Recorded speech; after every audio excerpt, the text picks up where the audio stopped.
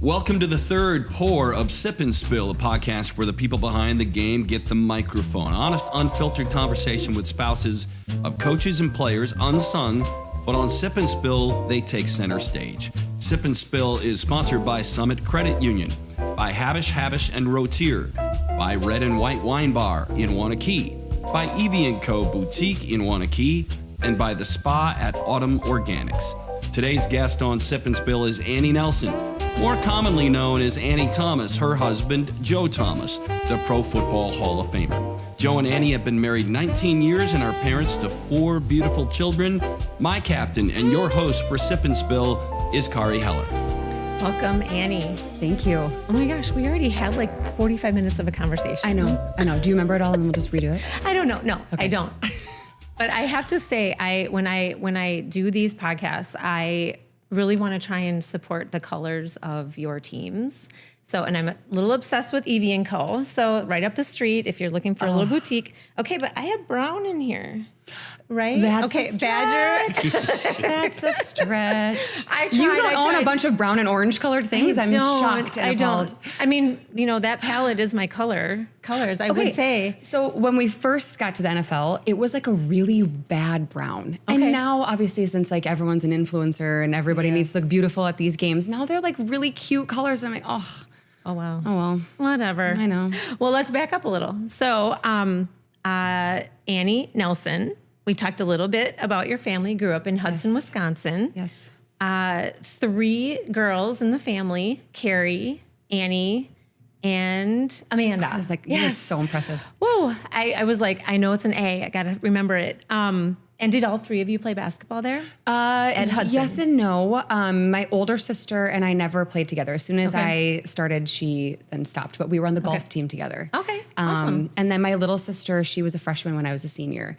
And she got pulled up for the state tournament. Ooh, fun. When we got to play, yeah. I was just going to ask you what your favorite memory is about high school basketball. Wonderful. That would be it. That was so wonderful. We won the state tournament by quite a bit. And so she got to come into the game and it was so fun being there with her. And yeah, that was back when they did it at the Kohl Center. Now they don't do that. And it's right, not, Green Bay. I know. Yeah. We were fortunate enough to have one of our kids go to state and it was in Green Bay though. Yeah. Which is still fun. It's like a little destination. It is. Mm-hmm. Yeah. But I bet it was really fun to play at the Kohl Center. Yes. And then my sophomore year, we actually played at the Field House, which was even more incredible. Nice. Yeah.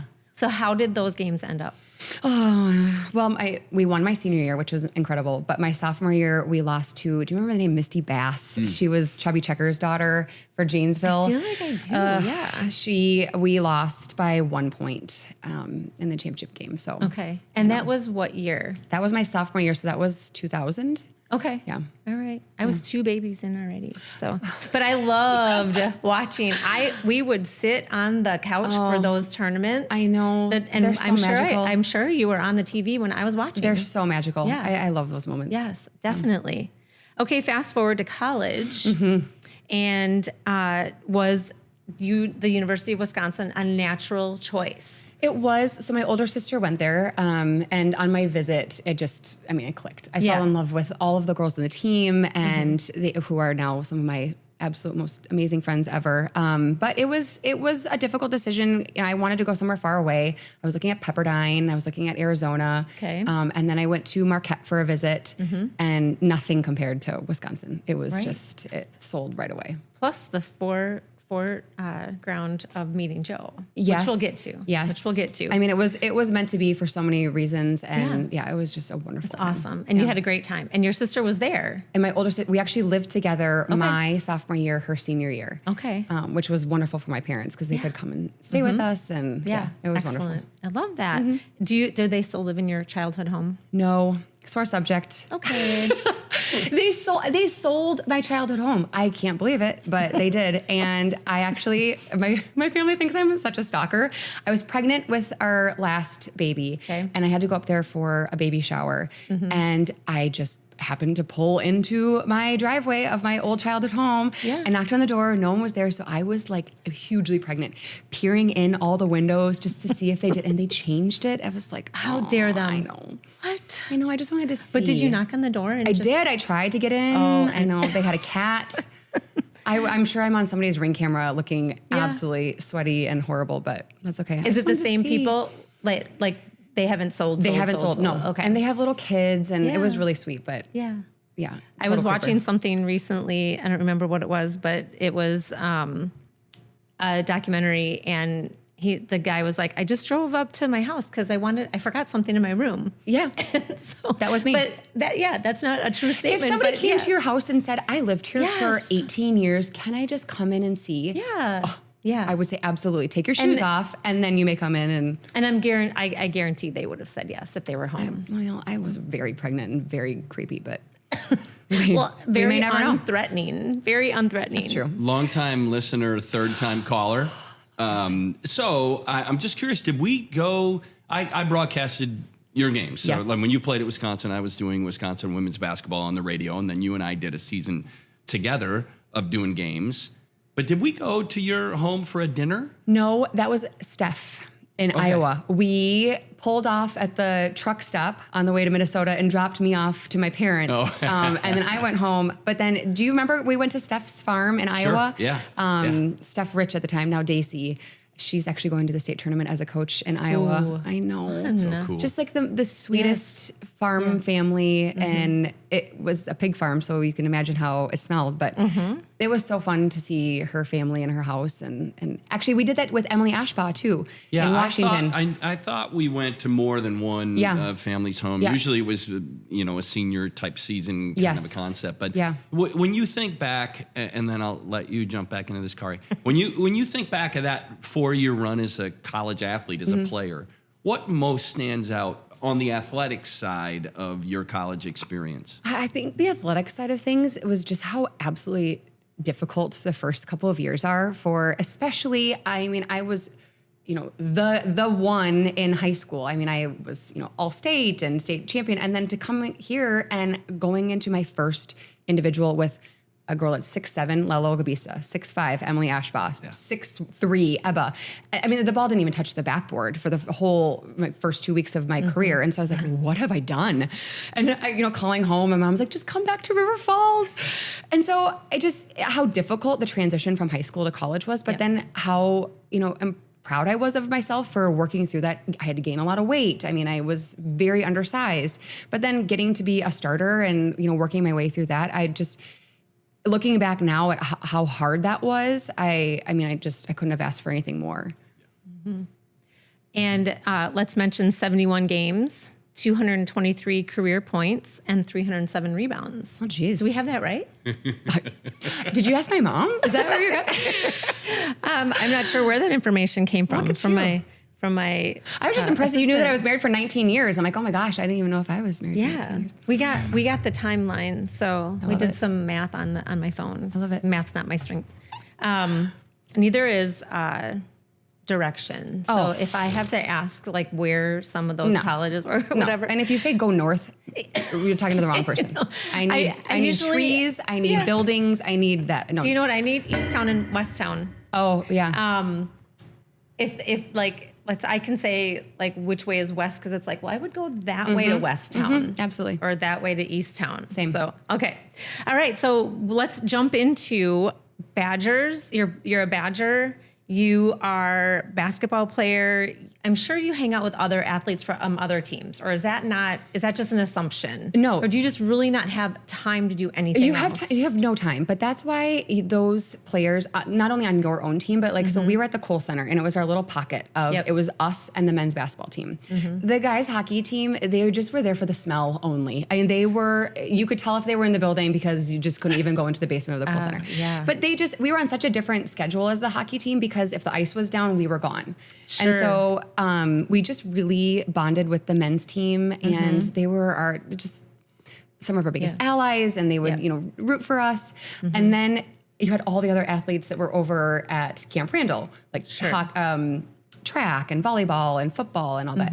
But being on campus in the summertime is when you are with all of these people. You're the only ones that are really there, because you have to be there for workouts. And there's that 8-week period where you can take your classes to get your scholarship, and then you are working out. And so that's when I met Joe, is when we were both on campus for those summer workouts. And summertime in Madison is so magical as it is. And then to meet the most amazing guy. And just like, I was with my friends all the time. It was really a wonderful, fun memory. It was so, it was so magical that anybody that doesn't stay on campus in the summertime, I'm like, oh, we got to do it one time. Yeah, definitely. Just try. Definitely. Yeah. So that was going into your sophomore year, and he was coming in as a freshman. Opposite. So actually, no, that was going into my junior year, him going into his sophomore year. Okay. Yes. So you're already on campus for a couple years.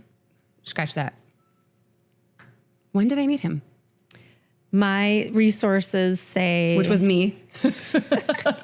Oh, you were going into your senior season. I was going into my senior year. He was going into his junior year. I only saw him play for one season because I didn't get to really go to a lot of his games his junior year. So yeah, I met him the summer before my senior season. Okay. Summer before his junior season. Okay. And you'd been on campus. We had been on campus at the same time. He remembers meeting me. I don't remember meeting him, but there was a guy on the football team. Always the way it should be. I know. Write that down.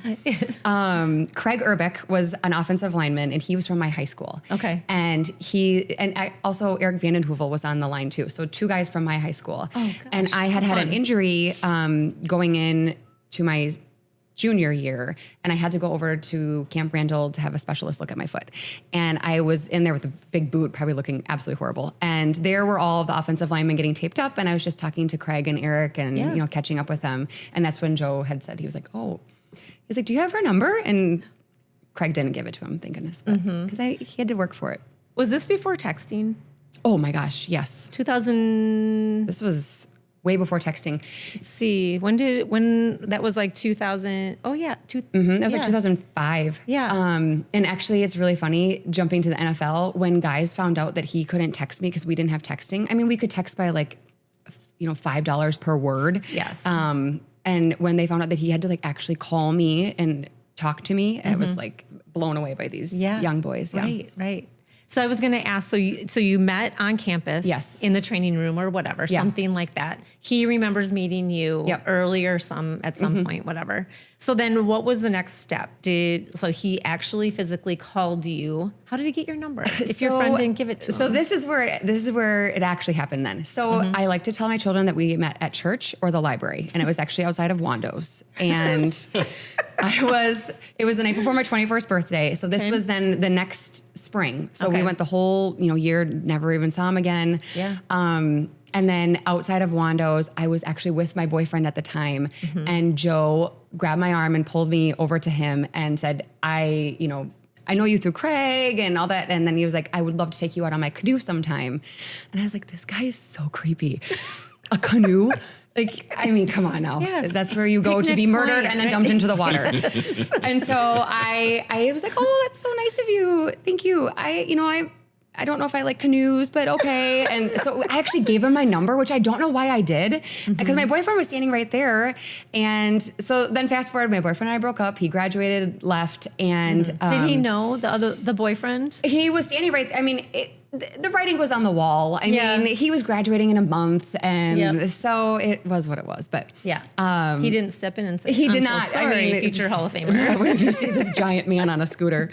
But yeah, so then he had called me, and I just was not interested. And I'll never forget my mom. I was up north that summer, and my mom was like, why don't you give this guy a try? He keeps calling and he seems so nice. I was like, yes, but he's an athlete, and I do not want to date an athlete. I had dated athletes, and it was so hard, and all the reputations and all that. So I was like, no, I just don't want to.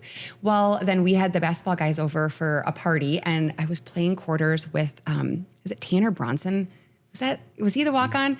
And I was playing quarters with Tanner, and he saw that Joe had called me, and he's like, we know Joe. And all the basketball guys were like, oh yeah, he's a great guy. And Joe was really big in the basketball world in high school. He thought he was going to go play college basketball, actually. Okay. And so I was like, oh, really? And so I called him and invited him over. And then that night after that, we just, yeah, that was just hit it off. The first, did you go canoeing? Many times. Okay. Yes, we're still canoeing. canoeing. You didn't say, I prefer a kayak. I mean, honestly, one of our first canoe trips was on the Wisconsin River, and I still said yes to marrying him after this. I don't like sand. And I am an outdoorsy girl, but I'm very particular. Yeah. And so we went on the Wisconsin River, and you have to camp on sandbars. And we had our tent all set, and I had our nice sleeping bags all lined up, and I had a little bucket of water for your feet, and then a towel and all that.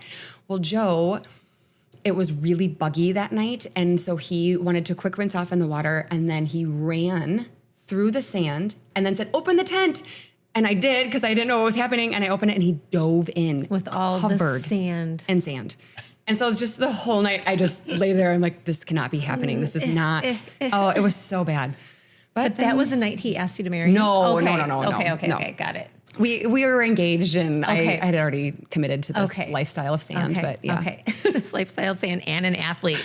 Yeah. Two things he had no idea were against him. I know, sand and an athlete, but I still said yes. So, so you graduate. You played 4 years at Wisconsin, and you graduate. He's still in school. Yes. Okay, so he went 4 years as well. Yes. So he tore his ACL his third year, his junior year, in the bowl game. Okay. And I was back home because we were still in season, and it was so sad. He called me and he was like, this is it. And I was like, you'll be fine. Yeah. Because he was thinking about going into the draft that year. Sure. And so it actually was such a blessing in disguise, because he would have been fine. He would have gone high, but maybe not past like round 3. With his ACL tear. Is that even before the ACL tear? Oh, so he was thinking that he was going to go in the draft, but then with the ACL tear, the decision was made for him. He had to come back for one more year at Wisconsin.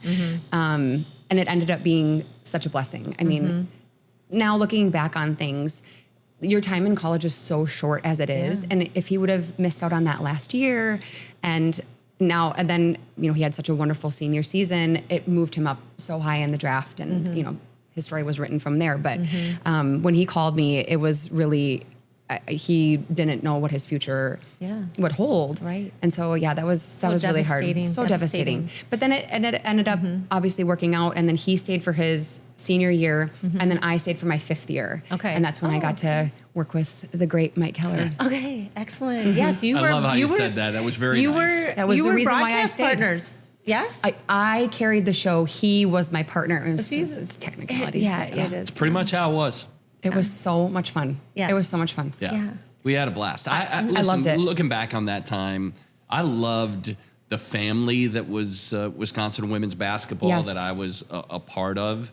The diverse personalities. Oh, but it's not all fun. No. Because you guys didn't win a ton. Yeah.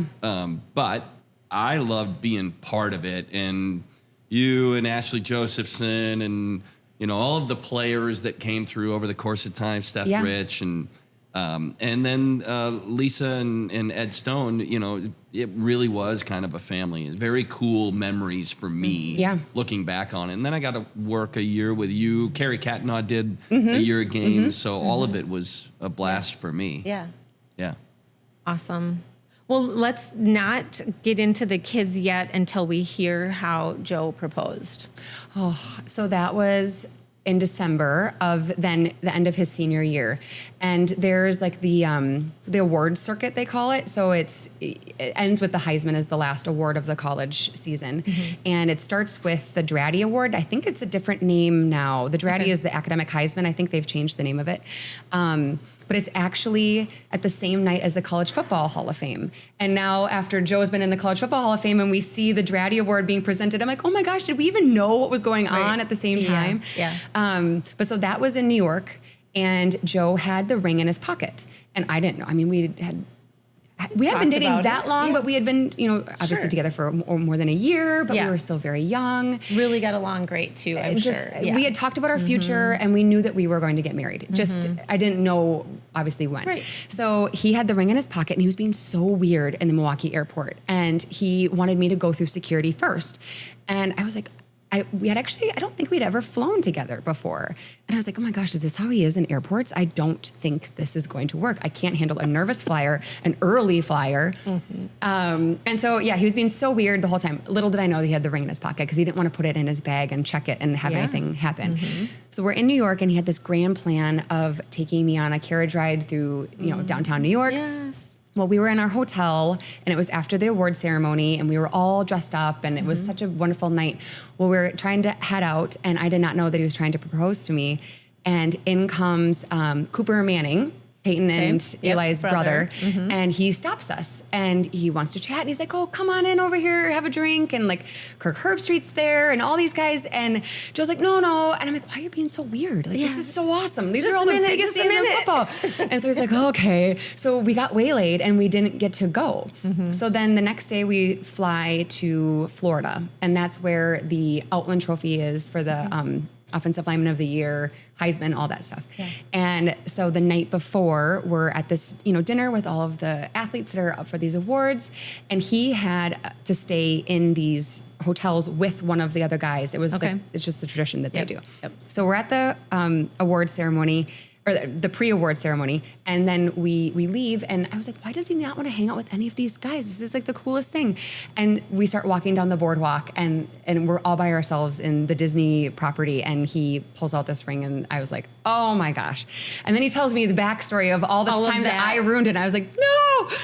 So it was so magical. And then it was his birthday, like 2 days before. And so he's on the stage, just won the Outland Trophy the day later. And I feel like it was Chris Fowler. Is he? I think he was the one that did the ceremony. He's from College Game Day. And he was on stage and he said, Joe, I heard, you had a big day. And he was like, yeah, it was my birthday. And they're like, no, you got engaged. And he's like, oh, yes. He's like, I got engaged. I was like, oh, my gosh. So sweet. I know. So, yeah, and then we got married 6 months later. It was such a whirlwind. Engaged, drafted. I graduated. We moved. Wedding. And was the wedding here in Wisconsin? It was here in Wisconsin. Okay. And you moved to Cleveland? We moved to Cleveland, and then he went to his first training camp. And after he shut the door and left for training camp, I was like, what just happened in the last 6 months of our life? It was really crazy.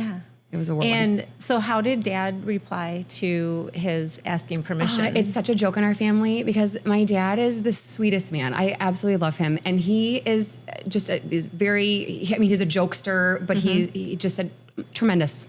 Yep, tremendous. And Joe's like, great.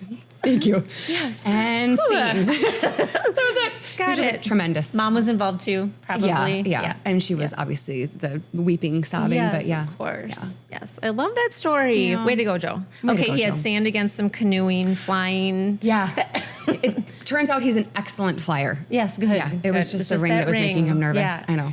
That's funny. I wonder how that even, why do you think that was a good idea? Maybe to put it in your... I mean, and I don't know. Would it have been fine? It would have been fine. His whole family was with us. So he could have given it to somebody else. Yeah. But no, he had it in his pocket the whole time. Yeah.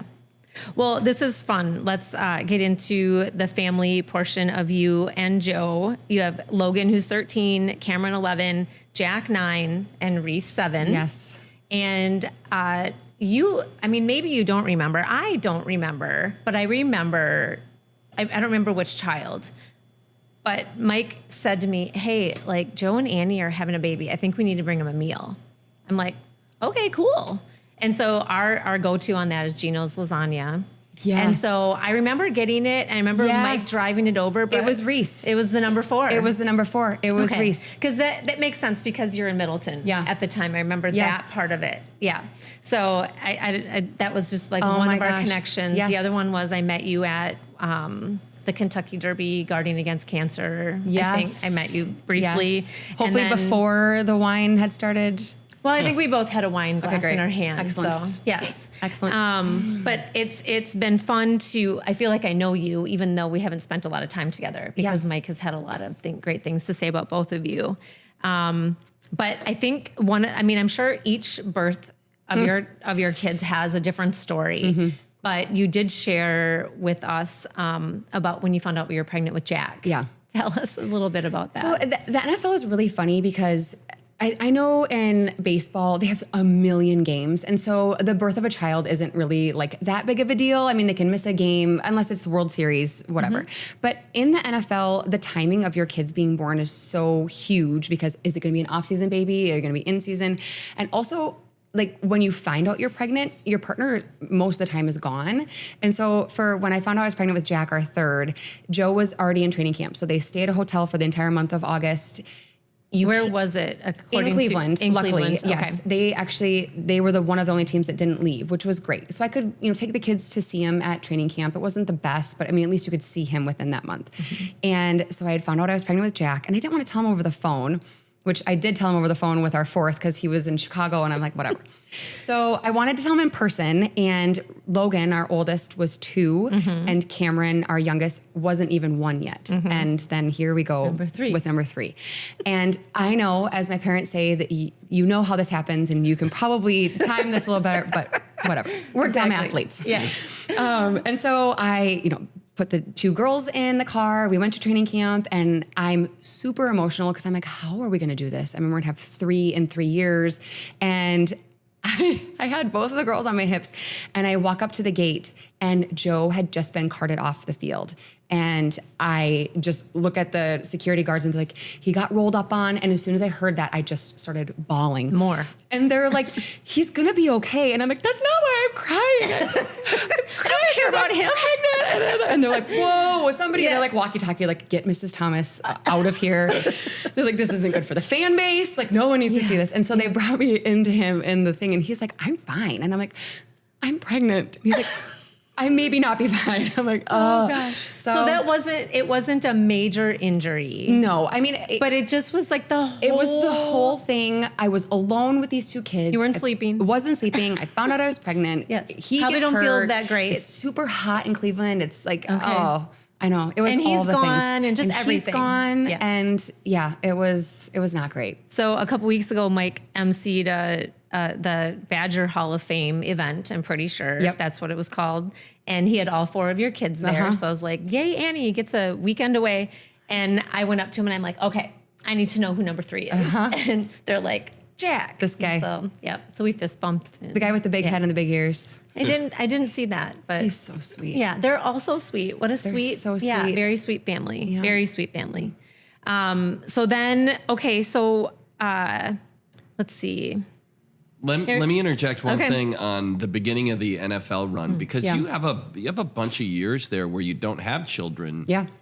So give us a sense of what that lifestyle was like and supporting, Joe, who was an all-pro from the beginning. And your competitive background maybe helped to support some of that because you understood kind of what he was going through. What was NFL life like for both of you early before you start having kids? So we made a decision, and we got married very young. I was 23 and he was 22. And we said, we want to be married for 5 years before we start our family. So that we did have control over. And he's always said that he and a couple of other teammates had wives that were college athletes. And the wives that were college athletes, even, I don't care where you played, what sport you were, you had the understanding of what they were going through. Like I said, I mean, my college career was transitioning from high school to college was so difficult that I was so prepared to just whatever he needed at home, I was going to make life as comfortable as possible for him. I mean, that's not saying that like he could do whatever he wanted and whatever, but I just to come home and have a support system of like, I kind of knew a little bit of what he was going through, not to any degree that what he actually was, but I just knew for those first couple of years, just whatever he needed, I was going to be there for him as that support system. And it was really hard. Our first year, I wanted to find something for myself as well. And so I did jump into coaching at Cleveland State, which now looking back, I mean, it was wonderful because I met people and it was wonderful, but college coaching, while I'm trying to support him and trying to figure out this whole world, it was really bad. I would be on the road for like 4 or 5 days. Oh, sure. And he would come home and be like, where are you? Why? I'm like, I know this was not a great decision, but I mean, was I couldn't that for walk 1 away. year then? It was only for 1 year. Yeah. And unfortunately, I mean, wonderful. We made the NCAA tournament, but I was like, oh my gosh, when is this going to end? Yeah. But, it was a wonderful experience. But Kate Peterson, who was an assistant coach for me my freshman year here, she took the head job there. Nice. And so that was the connection was that. But That's great. Yeah, it wasn't planned, obviously. I wanted to find something for myself and went a little bit too far. Yeah. Right. You didn't know. I didn't know. Yes. And, but yeah, other than that, I mean, it was so wonderful being in that atmosphere.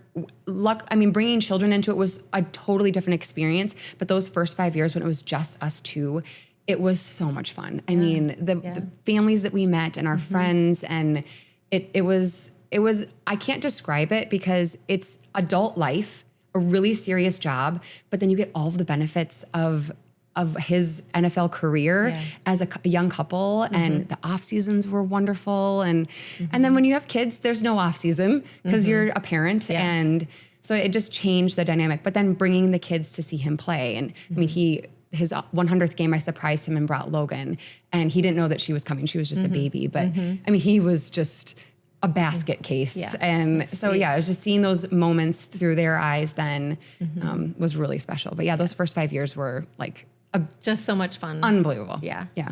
I talk a lot. I mean, obviously I'm married to Mike, and I've learned a lot about the sporting industry. Condolences, yes. Thank you. Oh, sorry. Not thank hot you. Mic. Hot mic. What? Whoa, okay. I said thank you, but I didn't mean that. I said hot mic. That's so good. Yeah, I wanted to touch on your coaching career, so thank you for mentioning that. But I always it's such a dramatic jump, and I don't think people realize it. I don't experience it, but I see it enough from high school to college, from college to the NFL. I've been on some sidelines, you know, and it's a different animal. I've never been on the sideline of an NFL game, and I don't think I plan to be. It's because the college wild how much larger they look when you're on the sideline. Yes. And so Joe's rookie year, I don't think he had any grand idea that he would start right away because they had a left tackle. Yeah. And his name was Ryan Tucker. And if you look at the program, he looked like an ex-convict. I mean, full tattoos from his chin down, huge beard, giant, massive Texas boy. Yeah. And Joe came home. He had the one day off in training camp, and he came home and he was like white. And he's like, Ryan Tucker came up to me in the locker room and said, I'm in a little bit of trouble and you're going to have to be starting. Oh. And I was like, what? So he was a convict. I know. I was like, what did he do, and where did he bury the gun? Or the body. He had gotten himself into a little bit of extra trouble with some enhancement drugs. Okay. And so Joe, I was like, is this guy gonna like kill you in your sleep because you took his job? And Joe's like, I don't think I'm gonna take it. I think I just have to be the starter. Well, then he ended up playing wonderfully, and then they moved Ryan to the right tackle. Okay. So it worked out. It was so meant to be, and I don't know if his career would have started off the way it did if Ryan wouldn't have done illicit drugs. But thank you, Ryan Tucker. Yeah. But yeah, no, when I looked at his picture, I was like, who are we talking about here? Please tell me it's not the one that is covered in tattoos. Okay, great. We're taking his job. Excellent. Get an alarm system. And Ryan was number 72, and everyone kept asking Joe, are you going to, ask Ryan to take it? And Joe's like, I will not be asking Mr. Tucker anything. He was like, I will take 73 gladly and walk away. Like, oh, this guy was massive. Before we move on, the kids, I just want to hear a little bit about Logan at the Browns versus Patriots game. Oh, yeah. And Tom Brady. Yes. Right. So that was, Tom had Deflategate, and he had been suspended for 6 games. And of course, the poor Browns had to play him on his very first game back. So he was pissed. Belichick was pissed. Everybody was pissed in the organization. And then here they come to the poor Browns. I'm sure we were like 0-6 at that point. And so I brought Logan to the game. And as I brought her to almost every single game I could. Sure. And they're screaming, fucking cheater. And I'm sitting there, and we were a little ways away from the dog pound, so she couldn't really hear, but she goes, Mommy, what are they saying? And I go, they're saying flipping Cheetos. And that's great. She goes, what are they flipping Cheetos for? I'm like, they're trying to catch him in the air. I'm like, anyways, go Dad. Right. Yeah, so she was old enough to actually hear. Oh yeah, she could hear. But then that game was such a pivotal moment for us, because that was the game where Joe had a perfect game. Yeah. He not one thing wrong. Didn't step with his left foot when he was supposed to step with his right. His hand placement was perfect. He graded perfectly. Okay. And they lost by 45. Unreal. And after the game, I had Logan in the back of the car and he was covered in ice packs. I mean, he would just come out looking, it was horrible. And he just broke down crying.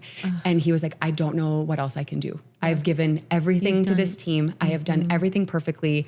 And at that point, he didn't even know his grade yet because they don't grade until the next day. But he knew he had a good game. And he was like, I could feel that I had a great game. And he's like, I can't do anything more. And we still lose by this much. Yeah. And so that's actually when he started to see somebody at the facility.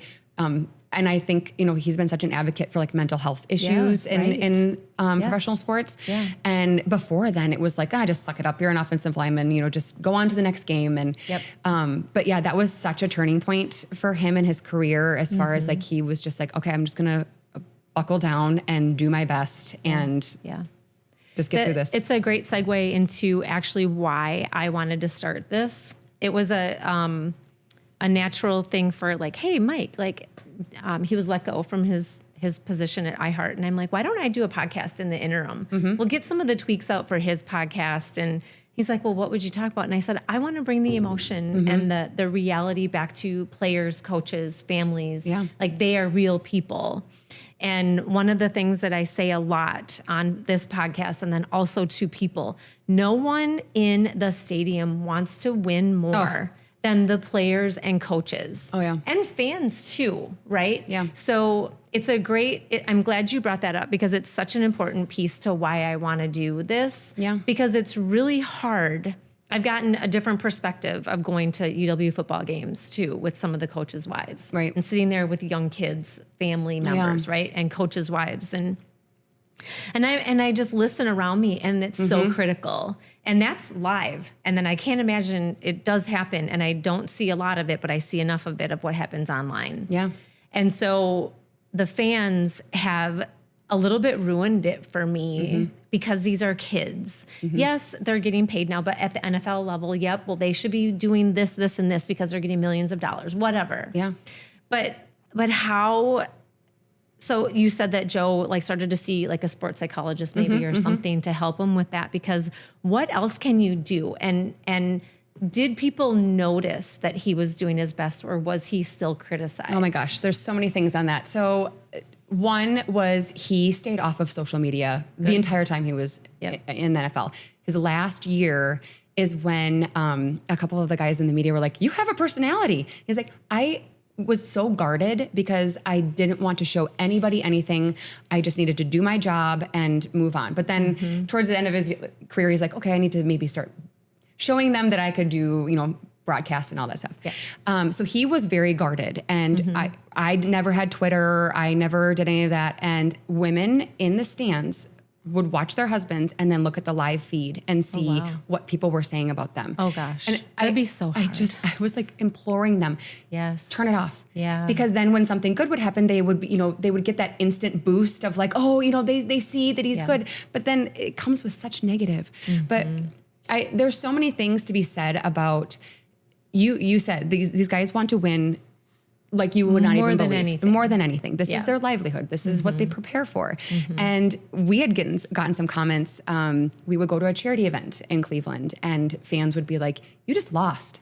Why are you out? Yeah. Right. What are you supposed I'm out to of do? My home. I'm so sorry that I'm doing something for the community. So you can't win. And so there would be some Monday nights, because that was our night off, where I would want to go to dinner and he'd be like, I can't go to dinner. He's like, I just can't go out. Because people would come up to you? Like people would come up to him or they would take a picture of them and be like, oh, look at this guy, aren't you having a great Monday night? And I'll never forget, it was before people knew who Joe was. It was our first off season and we always went to this little tavern for fish fry.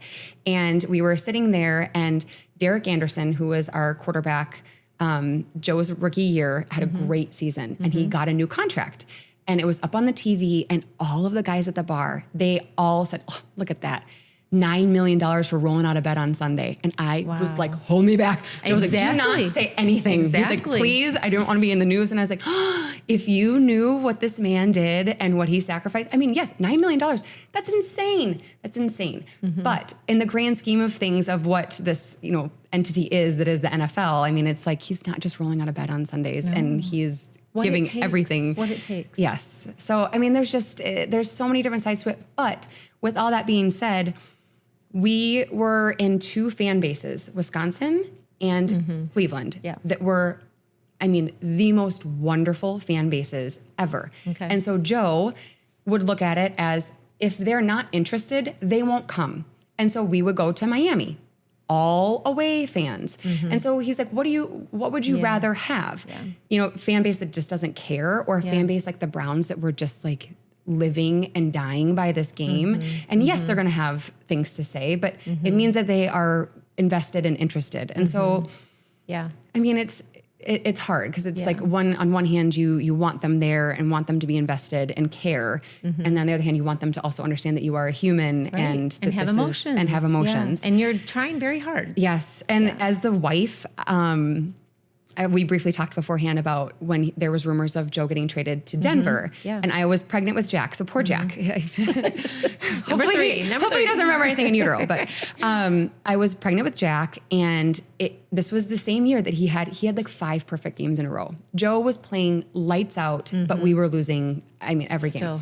And I'll never forget, I was listening. I should not have listened, but I did listen to the local radio station, and one of the disc jockeys, he was just like this like shock jock. So he just said things just to piss people off, which a winner, he did it. Yeah. And he was saying, we're watching the wheels fall off of Joe Thomas right now. And I wanted to call in right then and there. And luckily, I mean, Joe would have been so mad if I would have, but I couldn't believe what he was saying. I was like, do you want to see his score sheet? Like, do you want to see his grades? Like, this is insane. And I was like, that is not the guy that you should be picking on right now. Right. And so as his wife, I'm just sitting there fuming. Yep. And he came home and I told him what happened. He's like, you're listening to that trash? And I was like, yes, I am. And they said this about you. And he was like, oh my gosh. And I was hormonal, but I rightfully so was very upset for my husband. Absolutely. And then all these rumors start coming of going to Denver. And I'm like, oh my gosh, I'm pregnant with our 3rd. We're going to move in the middle of the season. And Joe, I mean, he had nothing to say about it. I mean, he couldn't say like, yes, I want to go. I mean, they had to make the deal. But half of me was like, oh my gosh, just go. Just get out of here and have success and have somebody appreciate you. And then the other half of me was like, oh my gosh, do I really want to start over again in this moment? But I mean, God had a plan and we stayed and it was wonderful. But in that moment, I was like, if I was in the spot to be able to decide, I would have been like, done, we're out of here. Yeah. But Joe, I mean, he was, so loyal to that team. Yeah, so loyal. So For loyal. how many years? For 11. 11 years. Okay. And I'm just like you. I see something negative and like that has to do with me or Mike, and I'm like, and it like consumes me. Oh. And this is just like one little thing. I know. Right? Yes. And you're never gonna make that person, whoever that is, sitting behind a keyboard. Yes. Right? Because I always say, if you have a problem, come. Like, I'll have a face-to-face conversation with you. I know. Right?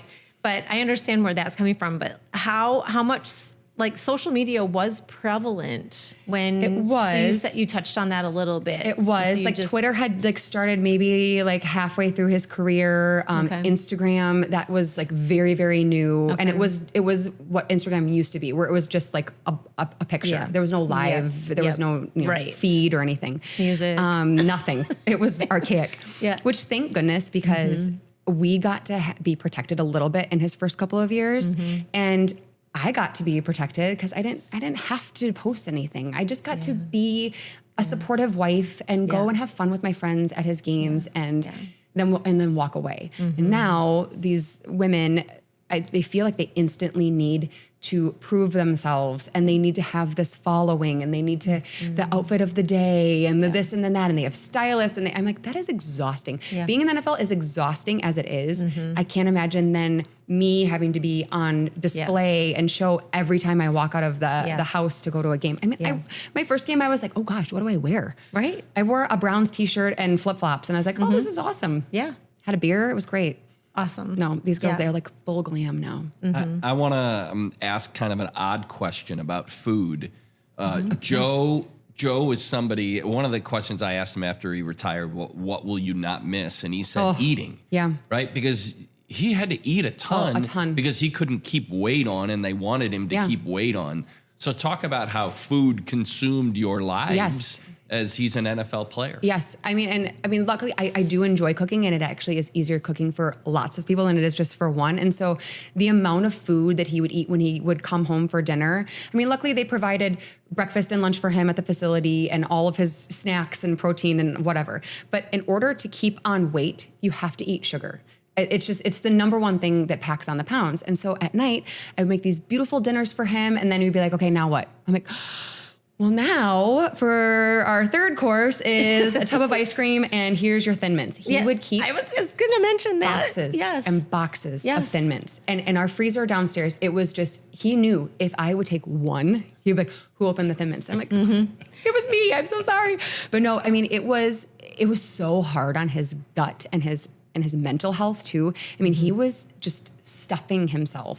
And I'll never forget, this was one thing that I was so annoyed with. He came home one day and he was like, we did this like resting heart rate test, and they said if I just laid flat, I'd burn like 14,000 calories. And I was like for the whole day? And he's like, yeah, if I just laid flat. I was like, oh, that's so fun for you. Isn't that awesome? To just drop it I like sneezed that. and I gained 5 pounds. Yes, so yay. When Mike had him for the BS and Bourbon, we did a series here at Red and White at BS and Bourbon, and he was an excellent guest. And I laughed so hard because I also love Thin Mints, and I have a hard time just having a couple. No, he has But when sleeves. he has sleeves, he goes 2 or 3 sleeves at night before I went to bed. I was like, what? I know. Well, and the poor guy, he's like, I think I am allergic to gluten. I'm like, no. You are just overeating. Yeah. He was getting tested for everything, and they're like, I think I have a fructose intolerance. I'm like, no, honey. You are just a skinny man becoming obese, and like the process of that is just ruining your gut health. So this was during when he was still in season. Okay. Oh, yeah. And then he was very rude,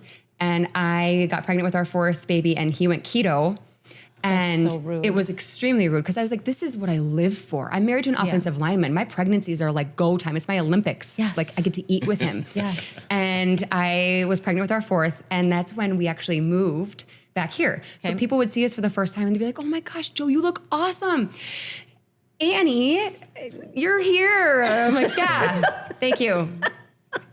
Pregnancy weight, you asshole. That's so funny.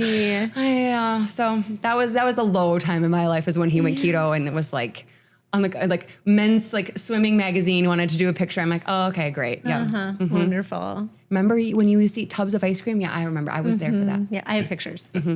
Fat Joe was when I said yes. Fat Joe. That's good. Okay. 11 years in the NFL. Yeah. And retirement starts to come up. Was there a reason? Was there a decision making? Did it take you a long time? So his 10th season, right before, his knees are horrible. He has like no cartilage in either of his knees. It was so funny because people would say to him at the end of the year, oh my goodness, you got so lucky you didn't get injured. And he'd be like, well, I tore my meniscus and did this. And he'd have a surgery after every off season. And the amount of like liquids that they were taking out of his knees, like in between games and injecting him and all that. It was just really, really bad. So his 10th season, he said to me, I think this is it. I think this is my swan song, and I'm not going to say anything to, anybody on the team, but just, be prepared. So I was going to all of these games like, oh, this is my last time in Cincinnati. I was bringing Logan to all these games. I was crying, saying goodbye to all the staff. The staff at the Brown Stadium was so wonderful to me. There was no like women's room or childcare or anything like that. And so I was like pumping in bathrooms where there's a girl smoking on one side and another girl puking on the other side. And I'm like, hey. So some of these people would let me come into their like private little bathrooms and pump or like change the kids or whatever. And so I was crying, saying goodbye to them. And they're like, what is going on with this lady?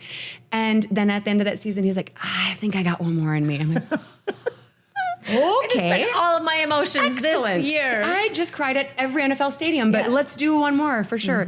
And it was because I think he just knew something was going to happen. And it was really hard for him to walk away. He was having such personal success. He had made his 10th Pro Bowl, and he was all pro, and he knew that the staff was going to let him go through training camp with very minimal practices. He would just show up on Sunday and be perfect without having to put his body through what he had to do as a rookie or the first 5 years. So he said, if I can do that still, I feel confident in my game. Because what he didn't want to have happen is for him to slip. He is a perfectionist. And he said, the second that my game slips, I will walk away. And so in that 11th season, I actually had both of the girls with me, and one of our friends that we had met through Joe's hunting world had given us their front row seats. Normally we did not sit that luxurious, but it was front row. It was a beautiful day, and he went down. And I was like, oh no, okay, Daddy will get back up again. I mean, he gets up every time. And he didn't. And then my heart just sank. And then when he got up, he was clutching his arm.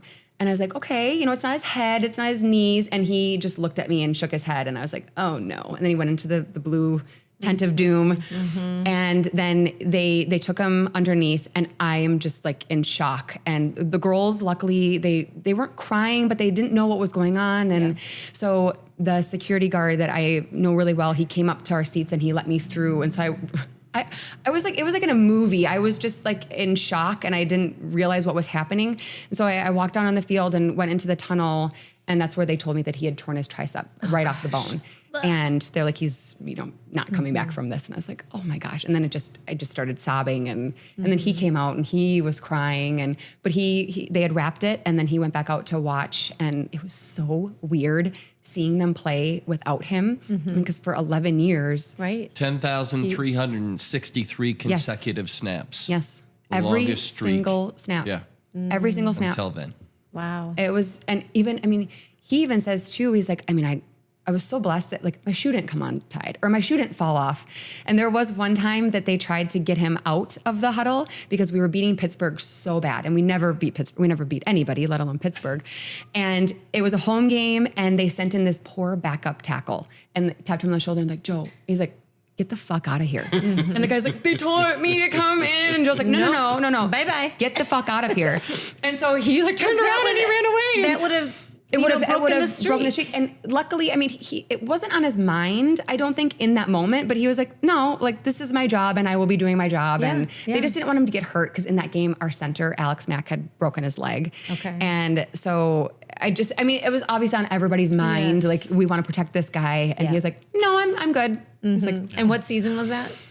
gosh, that was like 8 or 9. Okay. Yeah. So it was far into it. And then once everyone started talking about when he hit 10,000, it was like, he just wanted everyone to stop talking about Yeah. it. Because not that he's like into jinxes or anything like that, but he was just like, I would just rather just do my job and go. But as soon as they came out with the number, I was like, for 10,363 times, I held my breath for, whatever. I'm like, I'm like an Olympic swimmer. I've got lung capacity. You can. Because that was all I did. I just would watch him, hold my breath, wait until he popped back up, watch to see if anybody rolled over on him, then he would go on his merry little way. Yeah, that's incredible. Give us a little glimpse of what it was like for the Hall of Fame. Love surprises more than anything in this life. I would plan my own surprise birthday party if I could. I love them. It's magical. Okay. And so I wanted this to be so special for him. Yeah. And so first ballot, I think that he knew that he was going to get in at some point, but maybe not in the first year. Yeah. So we're at home, and I had planned this dinner out so that he would have to be home and dressed. And so I planned a dinner out with our very best friends, our neighbors, and I said to them, we're going to dinner at 7. If Joe thinks we're going to dinner at 5, just go with it. And they're like, okay. So they probably had some idea of what was going on, but no one at the time knew that the knocks were happening at our house. So So they didn't even know? No. Like, you couldn't tell anybody? No, I couldn't tell anybody. I didn't tell anybody in our family. No one knew. And I'm glad Joe was dressed. Well... Oh, he was. Here comes the part of the story. So the kids are all there, and we had just started our planning for Germany. And so I had a map out of where we were going to live and where I wanted the kids to go to school. And we were just in the very beginning stages of mapping this out. It was still going to be another year until we moved. Okay. And so I told everyone we need to have a family meeting about where we're going to live. And I had put it into the kitchen away from the front door, because I knew that the camera crew was going to come up to the front door, and I needed everyone to be out of the way. So, because the kids didn't even know. And so we're over in the kitchen, and here comes Joe, and he's got his Hall of Fame beef button-up shirt and no pants. He's just wearing underwear. And I look at him, I'm like, we are going to dinner. You need to put pants on. He's like, yeah, but we're going to have a family meeting first. I was like, I think you should put pants on. He's like, seriously? He's like, we're just having a family meeting. I'm like, go put on a pair of pants. And he's like, oh. Can I clarify family meeting? You're talking about with your kids. With the kids. Your 4 kids. Your mom and dad didn't come? Just my 4 kids and me and Joe. And we were going to talk about, where the kids wanted to live and whatever. Yeah. I mean, I had no plan for this meeting. There was just like a map and I had circled some things just to kind of as a decoy. So he rolled his eyes, reluctantly went up and got his pants. He's like, okay, now can we do it? I'm like, yes. And as he's walking down, I texted the producer. I was like, you can come now. So it was the most perfectly timed thing. I said, okay, the first thing I want to talk about is, and then like the huge knock on the door. And how cool so is Jack that? walked around the corner and he saw Walter Jones in his giant jacket. And Jack just goes, there's a guy in a gold jacket. Dad, you made the Hall of Fame. And my kids are screaming and Joe opens the door and then he says, welcome to the Hall of Fame. And oh my gosh, how Jack special. screaming in the background, we did it. And it's like, it was so wonderful. So sweet. And they were getting it all on video, all right? on video. So you didn't have to worry about having a family member doing all of that behind the scenes. Yes, it was all on video. It was so wonderful. Great. I know. And you were in Cleveland. We were in Madison. You were here. Yeah, we were here in Madison in our house, and unfortunately, it was so. All the other guys that went into the Hall of Fame that year were like Miami, Florida, all these beautiful. So the show that they put together, it's all these beautiful locations, and then this poor crew. It was the windiest day in February, of course, and they're like coming around our house, and it's like they look miserable. And I know they probably wanted to ask him like, why the hell do you live here? Like everybody else is in Miami, and you're. But no, it was so perfect. It was such a wonderful day. What a great story. It was awesome. And he had no idea, and you're such a good secret keeper. He had no idea. And then after that, it was just like the party planning and all the good stuff. It was so wonderful. And then it happens in the summer, right? And then it's after the Hall of Fame game in August. Okay. Then they have then you have our big party, and it was, oh my gosh. Just so much fun. It was so much fun. And when you were mapping out during that pretend family meeting, that wasn't Germany based. That was when you were here then for good, Wisconsin. We were here for good, but then we were mapping out. So then actually that year, so he found out he made it into the Hall of Fame. That May, we took the kids over to look for schools and a place to live and all that. Okay. Then we came home, had the party. He actually went in, and then that January, the next year of 2024, we left for Germany. Okay. Yeah. And briefly, what was Germany all about? Oh, it was such a roller coaster. When he first told me he wanted to do this, I was like, you want to do what? But I lived in England when I was little. My dad had a job that kept taking him back and forth. And so we just moved as a family, and it was the most magical time for our family. It was, I have some of my best memories, and it was a very short amount of time. And so Joe and I have always talked about that when we were dating, of he wanted to do something with NFL Europe. Well, then NFL Europe kind of fell to the wayside, and now it has like 5 different entities from it, but there's the European League of Football, ELF, and actually now that is something else now. But so when he was over in Munich for one of the NFL games, I think this was like 3 years ago, he called me and he was like, this is the most magical city, and I have told anybody that will listen that I want to coach here and bring our family here. Yeah. I was like, great. So the only problem is that there was no there was no corporation that could help us. And so we packed 21 suitcases, found our apartment and found a school, and just got on a plane and moved there. And we were like, what have we done? Yeah. But it was absolutely, the kids, it is their most favorite time that they've ever had. It was like a pause for us. Sure. Because you get pulled in a million different directions here. And it was just like nope, sorry, we're in Germany for 7 months. So yeah. And were any of the kids reluctant? No. At all? They were all like, heck yeah, let's go. Logan, my oldest, she was actually the only one that I asked. Oh. Because she was in 5th grade. Yeah. And, starting real sports and all that. So it was 5th grade, 3rd, 1st, and then Reese was in 4K. Yeah, right. And so I asked her, I was like, how do you feel about leaving in the middle of the year, leaving your friends and doing this? And she's such an adventure girl that she was like, done, sign us up. And 7 months. It wasn't like you were asking for 7 years 7 and months, missing high school or whatever. They knew they were coming home at the end, and so it was an easy yes. I have one more serious question in our final couple of minutes, because I know you be cognizant of your time. What's the biggest challenge right now with your kids and being competitive, given who their mom and dad are? Because there's expectations that go with the Thomas name, what Joe has accomplished, obviously you as a college athlete as well. So there might be expectations or challenges. Yeah. How does that work from a mom and dad parenting standpoint with competitive kids? It's really difficult being back in Madison. I will say that our kids, they are 4 or 5 sport athletes still right now. And that helps it a little bit. I think if one of our kids said, no, I only want to do basketball or I only want to play football, I think that would maybe magnify it a little bit more. But it's really difficult when other people will say, "Oh, yeah, your mom played for the Badgers. Are you whatever?" And because Logan right now, I mean, she's in 7th grade. Yeah. When I was in 7th grade, my shoe size was a 10.5 and I was, 100 pounds. And so she's very similar to me in that respect of like, you just got to give that girl some time. Yeah. And right now is when people want to see, the Annie Nelson in Logan. And I try to tell her all the time that that's not what we're looking for here. We want you to have fun. And I ask her all the time, I'm like, do you want to play college sports? And she's like, no, I just want to play and have fun. Like, excellent. Then we're moving on to track. We're moving on to lacrosse. Like, so I will say the spreading out the sports has helped that a little bit. But yeah, it's a really hard time to be a youth parent for sports. I think it does help that Joe and I did have success and that we're not looking to fulfill anything through our children. And if our kids play, great.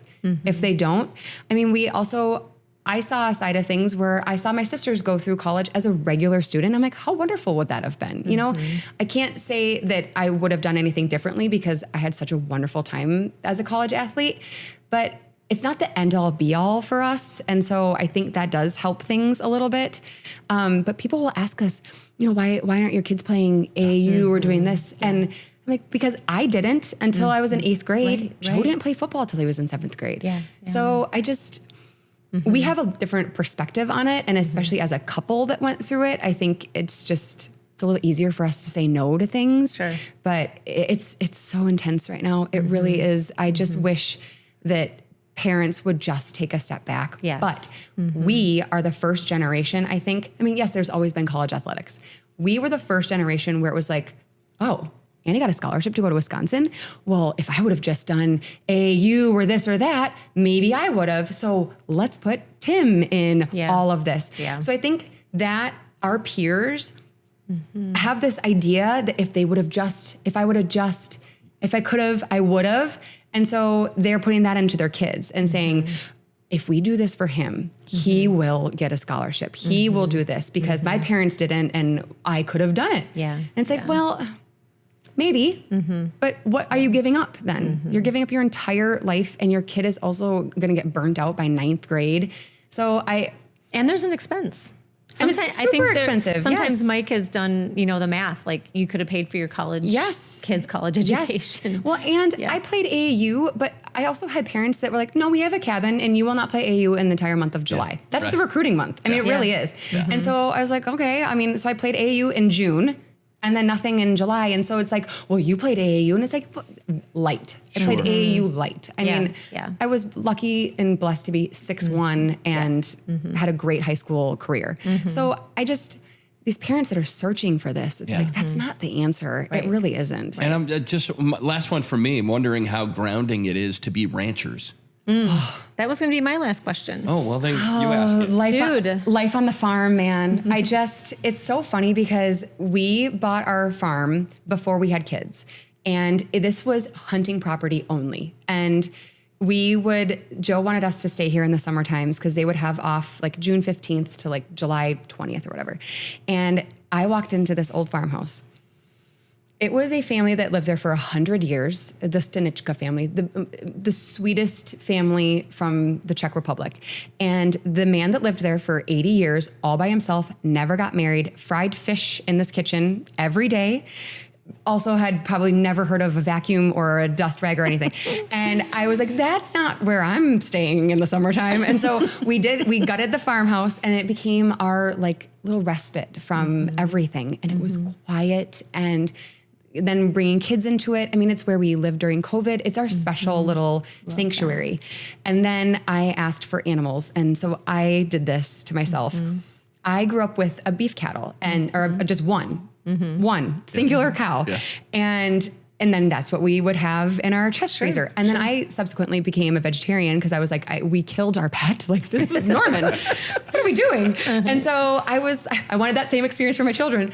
And so we got 5 little, a mom, a baby, a bull, and then we butchered them and was like, that is the best steak we've ever had in our entire lives. I mean, we were hand feeding these things corn and they were out in the pasture. And so then Joe gave it to a chef, Dan Bonanno. He was a pig in a fur coat chef in downtown Madison. Yeah. And Dan's like, this is the best steak I've ever had. And he's been a chef all over the world. And so Dan put it on his menu, and then more people. And now, how many do you have now?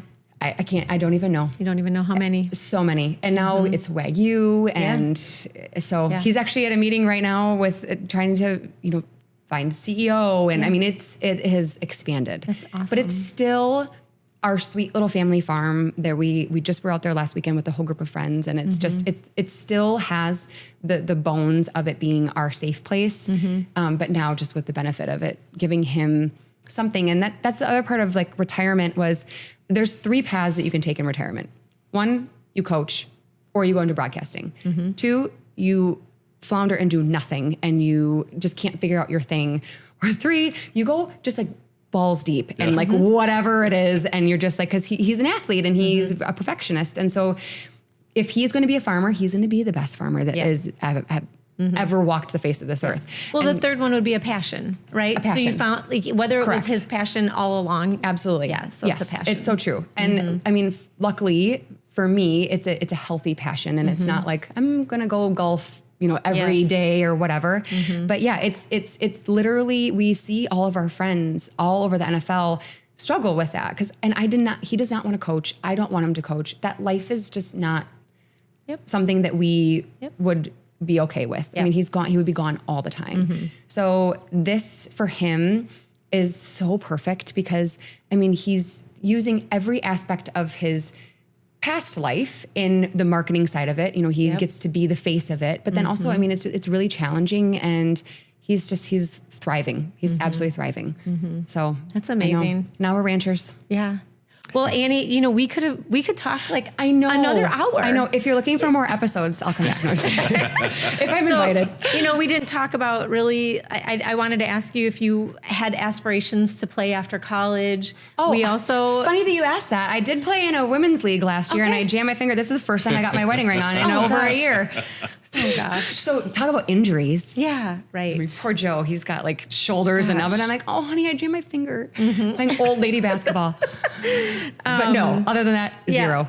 And then just a quick back to the draft. He was number 3 overall and he went fishing. He didn't go to the... Yes, and that was a huge... Roger Goodell was pissed. Really? Yes. Okay. Because that was the thing, is you invited the top guys, they came, they wore their suits, it was all pomp and circumstance, and Joe's Did he like... not think? He was like, I don't want to wear a suit, first of all. I mean, he was Fat Joe at the time. Suits were not comfortable. And he was like, he loved going fishing with his dad. And honestly, that's pretty much the last time that he got to go fishing with his dad on Lake Michigan. And so he was like, I just want to spend the day. I don't want to watch myself fall. And I mean, he's like, my agent's telling me I'm going number 3, I'm going 4, whatever. But he's like, you never know. Yeah. When those guys get in the draft room, anything can happen. And I mean, luckily, we saw Brady Quinn. He fell to like 22 and he thought he was going in top 5 and all the cameras are on him. And it's just it's just an uncomfortable setting. And it's just not Joe. He just does not like that. He doesn't want to do that. So he went fishing with his dad, my dad. And then I stayed at home with my mom and his siblings and just watched where we were going to go. It was the strangest feeling of this guy on stage is going to tell me where I'm going to go live the rest of my adult life. Like, it was very strange. But luckily it was Cleveland, because I mean, there was Detroit and Arizona and all that. Anything would have been lovely, but we felt at home in Cleveland and it was a perfect place for us. Yeah. And even though you cried all the way back to Wisconsin, we're glad to have you here. And now, I mean, Joe, he knew this is where we needed to be, but I had made my life there. And I was pregnant with our 4th baby. Meeting my OB at 33 weeks pregnant was like, when I was saying goodbye to my OB in Cleveland, I was crying so hard I got a bloody nose. And she's like, let's talk about medication. I was like, I'm cry. I'm just really sad. But it was my home. It was where I was an adult. I mean, from 23 to 40 or 31, 32. I mean, it was really home for me. And I mean, we still have some of our absolute best friends that are there, and now, I mean, we go back quite a bit because Joe still works for the Browns. Because why not? Right. Add it to the list. Yes. So, but yeah, no, it was a wonderful place for us. It really was. Well, thank you for taking the time out of your busy schedule, and love hearing a little bit more about your story and behind the scenes. And you're a human being, and your family has emotions. No, I love this concept. I really do, because it's just people forget that there are families around surrounding these guys, and especially in football, because it's just all consuming. But yeah, thank you. Awesome. Yes, thank you.